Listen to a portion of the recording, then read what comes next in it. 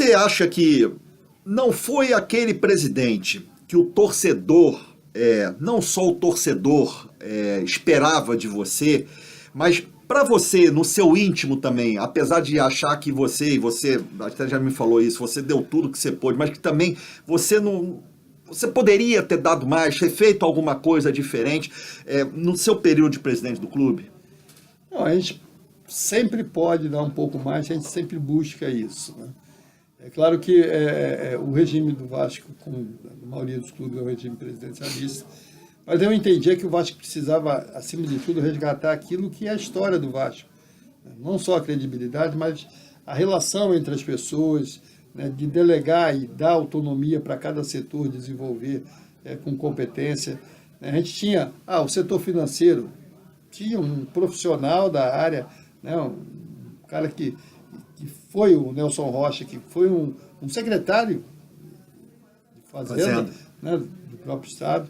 Então tinha uma pessoa qualificada dentro de cada setor para tocar a coisa do futebol.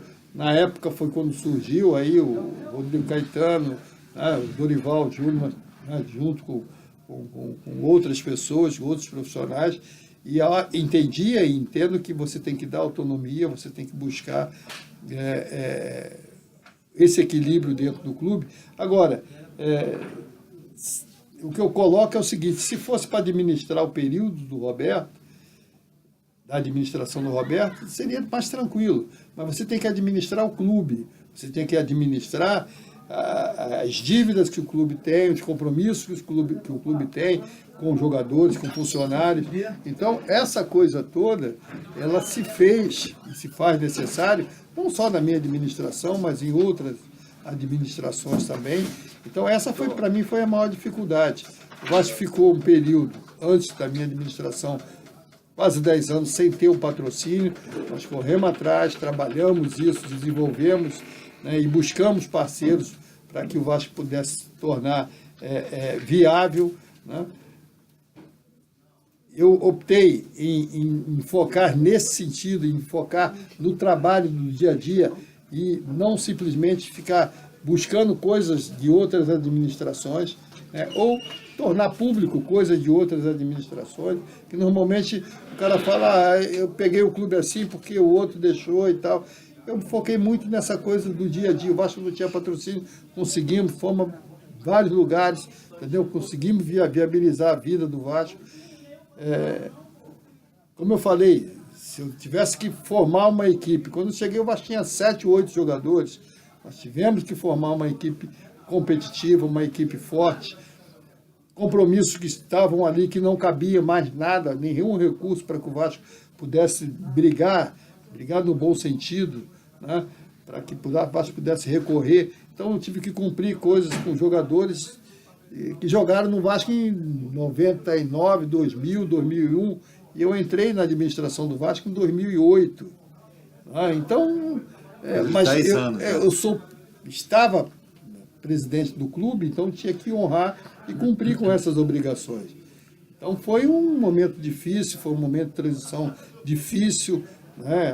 A relação não era institucional, as pessoas tinham e têm distâncias, né, com relação a isso.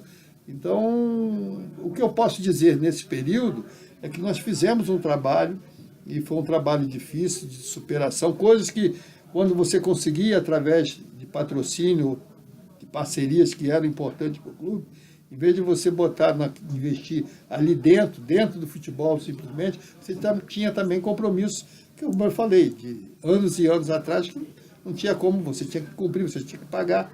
Tá? Então, isso para mim que foi a dificuldade maior. O Vasco começou a melhorar, nós fizemos um trabalho em 2008, 2009, 2010, 2011 o Vasco teve, na nossa administração, foi considerado uma das melhores administrações de clube naquele ano. Fomos campeões da Copa do Brasil. Né?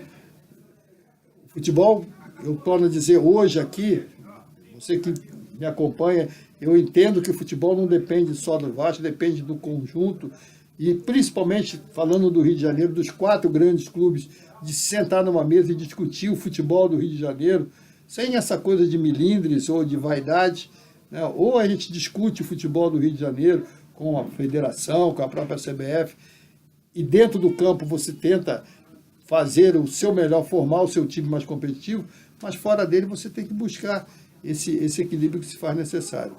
Então, eu tive esse período.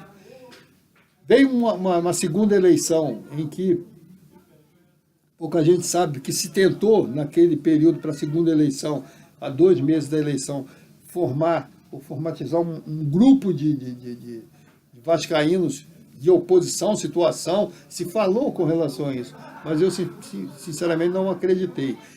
Se eu me arrependo de alguma coisa no futebol, como presidente do clube, foi nesse período, meu primeiro mandato, não ter saído, porque tinha um candidato, que era o Jorge Salgado, e que se falava que esse seria o candidato único de situação e oposição. Não teria oposição na situação, seria um uma nome pessoa só. me falou com relação a isso, mas sinceramente eu não acreditei. Então, se eu me arrependo de alguma coisa, eu só me arrependo de não ter saído nesse período, no final do meu primeiro mandato. Não ter feito o segundo mandato. Não ter feito o segundo mandato, porque a partir de não ter feito esse entendimento, as dificuldades aumentaram até internamente. Entendi. Entendeu? Então, esse foi para mim a minha maior dificuldade internamente, e que na grande maioria desse período de administração, eu acho que esse foi o problema, das pessoas que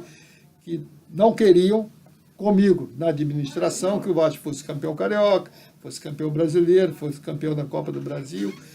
Conseguimos uma Copa do Brasil, mas perdemos outros campeonatos em razão de uma situação ou outra aqui, e que aí eu vou falar até muito mais com jogador e ex-jogador, que muitas das vezes não depende só dos jogadores dentro do campo. Uma coisa que leva, ou na dúvida, leva a uma situação ou outra. Então, eu só lamento isso, de não ter saído nesse primeiro mandato, que eu acho que aí você estaria, pelo menos, atendendo. Aí eu já não sei se seria a vontade de todos ou de algumas pessoas.